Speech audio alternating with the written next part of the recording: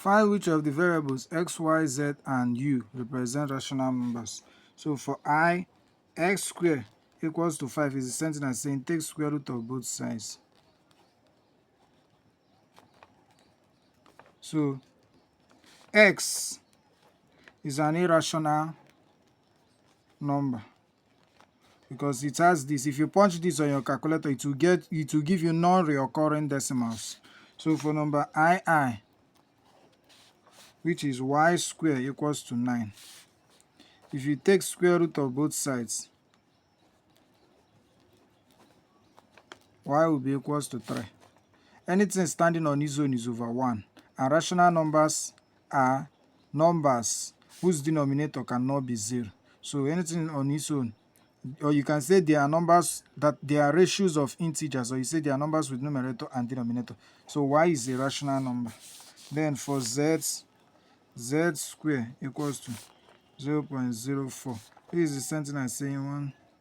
This is the same thing as saying 4 over 100, 2 here, 2 here, 50, 2 here, 1, 2 here, 25. So z squared equals to 1 over 25. Take square root of both sides. This becomes z equals to root 1 over root 25. Root 1 is the same thing as 1 all over 5. So z is a rational number. Z is a rational number. 1 over 5 is a rational number. Then for u, that is IV. This is I. U squared equals to 17 over 4.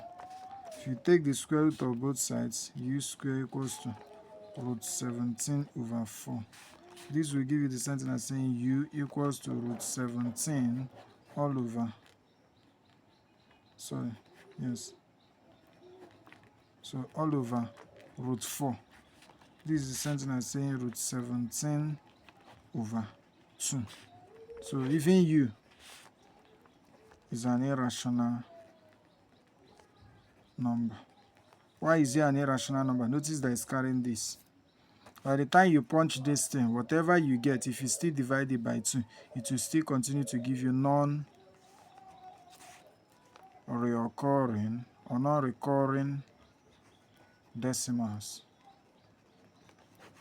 So that's for that. So these parts are the number 4. I've done this in my channel before, you can see it. So I told you if I have 1 plus 3 plus 5 plus 2n, I normally ignore every other thing. I just carry this part that has variable inside it, n squared. So for n equals to 1, I simply do 2 into 1 minus 1 equals to 1 raised to power 2. This is 2 minus 1 equals to 1. Anything raised to 1 raised to power anything is 1. So this is 1 equals to 1. So for n equals to k, you will say, how come I'm too fast today? You've seen it. So I'll have 2 into k minus 1 equals to k squared. Okay, we'll just assume it. We'll say assume it to be true. Go and check my video in this induction.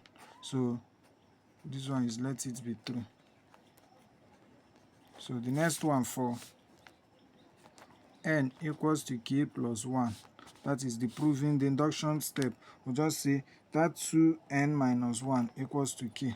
Replace it 2k plus 1 minus 1. This thing that I did here, some people don't like doing it. So, and here it's supposed to be n squared. Are you kidding me? N squared. So this is going to be k plus 1 squared. This thing you have here is what you are proving.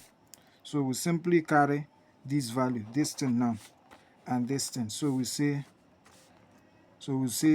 p of k plus 1 term. That is what we are proving should be equals to k plus 1 all square. And what is the value of p of k? Is k squared.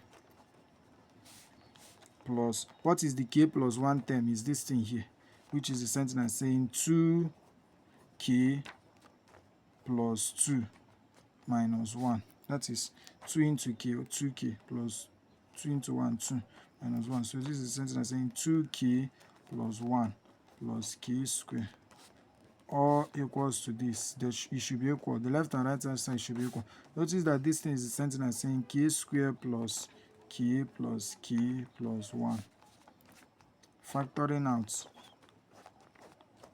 k can go here so that I get k plus 1. K times k, k squared, k times 1, k plus 1 can go here, k plus 1. All should be equals to k plus 1 squared. Now notice that if you put this together, it becomes k plus 1, that is the outside, then the inside, k plus 1. And notice that everything on the left hand side is now equal to this. K plus 1, k plus 1 is equals to k plus 1 square. K plus 1 square is equals to this. Hence, you proved it. Or you say QED. Quite easily done. So that's it. That's it for that question. So go through it.